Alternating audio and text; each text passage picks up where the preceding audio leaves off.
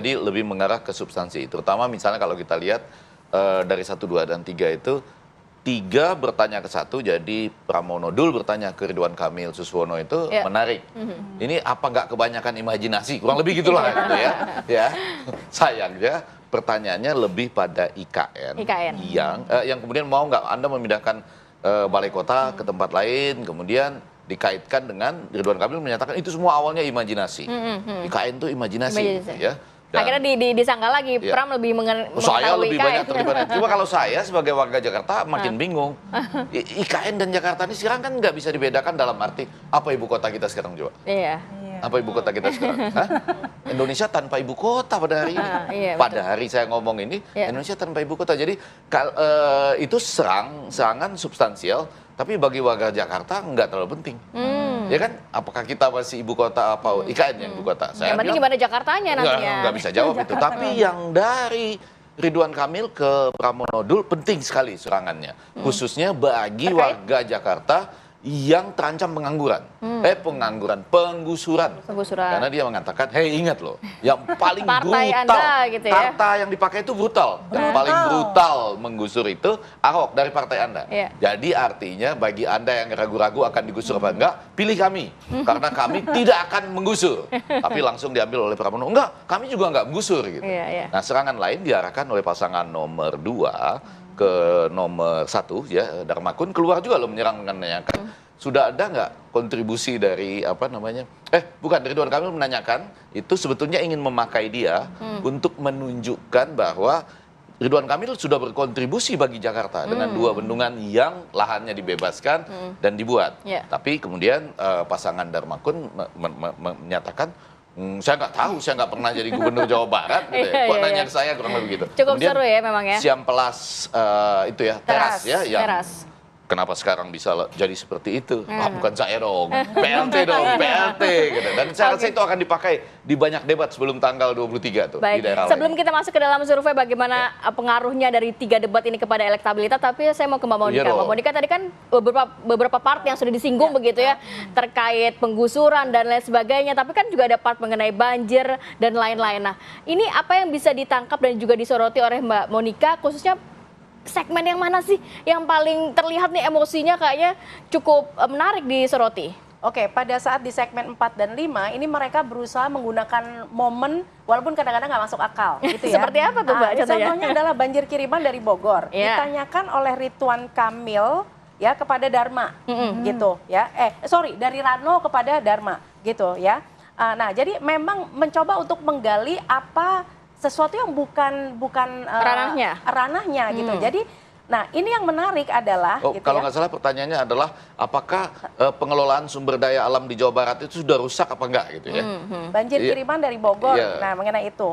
Nah, jadi Rano Karno ini ketika menjawabnya, ketika melontarkan pertanyaan ini sebetulnya gambling nih, gitu ya. Karena apa? Dilihat dari emosinya yang muncul ketika mengajukan pertanyaan ini, ya. Ini adalah satu disgust, jadi artinya jijik sekali dengan hal ini, begitu ya. Terus kemudian ada fear juga, gitu. Baru agak-agak kemudian takut diikut, gitu ya. Jadi ini kira-kira pertanyaannya matching atau enggak, gitu kan ya. Nah, kemudian ini justru malah dijawab oleh Dharma dengan memang anger karena ini bukan dalam ranahnya kapasitasnya, tetapi anger karena bukan dalam kapasitasnya, tetapi juga diikuti dengan yang presentasenya lebih besar adalah happy. Jadi ya mungkin ya ini momen di mana dia untuk mengatakan sesuatu yang bukan ranahnya juga, tapi dengan cara yang mungkin akan menaikkan lah, begitu ya. Nah, terus kemudian saya melihat lagi tadi yang disampaikan oleh Bang Ege ini mengenai penggusuran gitu ya. Ini penggusuran ini kan dari RK ke 03 ya.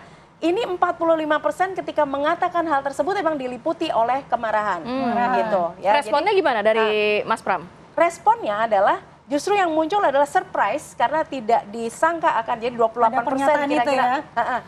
Dan kemudian juga ada disgust juga gitu ya. Jadi beragam emosi ini kemudian perframing ini menghasilkan kalau di dalam debat di closingnya gitu ya Mbak, ini adalah di 01 sama 03 02 ini konsisten banyak muncul anger ya. Tetapi justru kalau di 03 ini adalah surprise. Tidak disangka-sangka. Tidak disangka-sangka. Nah, ini kan sehubungan dengan kondisi kebatinan seseorang, apakah surprise akhirnya 3 kali ini bisa dilewati begitu ya. Nah, nggak tahu hanya Mbak Monica tadi kata Bang Ege di closing statementnya yang menarik nih, di paslon nomor 3 nih sudah ada nih disiapin semua, kalau kayak gini begini solusinya, kalau kayak gini begini solusinya. Palu gak ada lah nih. Iya, mereka juga ada gitu ya. Penyajiannya tuh Nah, itu mengejutkan, jadi dia sudah santai betul ya, kalau ini dijawab sama ini, kalau ini dijawab sama ini, seperti main-main saja. Sudah Bagaimana selesai dengan debat seperti itu Mbak Monica menilai itu. Makanya berarti ini berelasi juga dengan hasil apa yang sempat kita analisa, bahwa 1 dan 2 sama-sama anger, kalau yang di 3 ini surprise yang muncul gitu, karena ketika ada pertanyaan ini udah punya jawabannya. Jadi kan memang nggak surprisely saya sudah mempersiapkan. Oke, jadi lebih agak santai begitu ya. Betul. Bang Ege, kalau melihat ini kan nampaknya juga menarik menyoroti bagaimana elektabilitas ya. Akankah juga 3 debat ini juga mempengaruhi elektoral yang kita melihat awalnya memang di sejumlah survei RK nih lama-lama kok kayaknya nampaknya beda tipis sama 03 ini Bang. Ya, di Jakarta menjadi menarik ya, survei saling ada yang menafikan, ada yang mengundurkan diri dan lain-lain sebagainya lah. Ya. Ini babak baru dalam dunia elektabilitas kita. Tapi kembali saya mengingatkan, mungkin TV One, saya waktu itu ada di situ, yang paling pertama mengumumkan siapa yang menang di Pilkada Jakarta 2017. Ya. Saya ingat betul 1431, saya ada di Pulau Gadung, sebelah kanan Quick ada count ya waktu itu ya? Ya, 1431 ya, Burhanuddin Muqtadi di kanan, EF Saifullah Prato di kiri, ada pembawa acaranya Hendriarto masih waktu itu, dan setelah baru masuk 35%, quick count, ditanyakan ada yang berani memprediksi, saya berani mengatakan Jakarta punya gubernur baru 2017. Nah, ada 4 poin pada waktu itu ya, menyangkut elektabilitas. Yang pertama pasti pesona dari pasangan calon kepala daerah dan calon wakilnya. Yang kedua kerja dari mesin-mesin Partai. Yang ketiga, di Jakarta khususnya ulama juga menentukan pada waktu itu FPI dan teman-temannya ya, banyak lagi lah yang lain. Kemudian Jackmania, Anda suka atau tidak suka, itu angkanya kurang lebih 2,5 juta. 4 faktor itu juga menentukan di 2024 kah? Kalau ini iya, dalam konteks 4 faktor ini, menurut saya sudah menemukan algoritma rasanya. Sekali lagi, Algoritma rasa apa sih Bang sebenarnya? Itu artinya gini, orang itu lepas dari melihat ini, membaca, kita jalan ke sini aja banyak poster, lalu mungkin ada sesekali dengar kampanyenya, debat dan lain-lain, menimbulkan sebuah perasaan nih. Sekarang ini bukan lagi rasionalitas itu berpadu, tapi ujungnya kan perasaan. Mau datang ke TPS apa enggak, milih apa enggak gitu. Semakin banyak era media sosial, semakin banyak perasaan yang main. Isinya makin kacau loh sebetulnya gitu ya. Nah, saya mau mengatakan 4 ini tetap bermain, tapi yang paling menarik riset kami ya, kualitatif di banyak daerah itu jelang pilkada, yang mau menerima sesuatu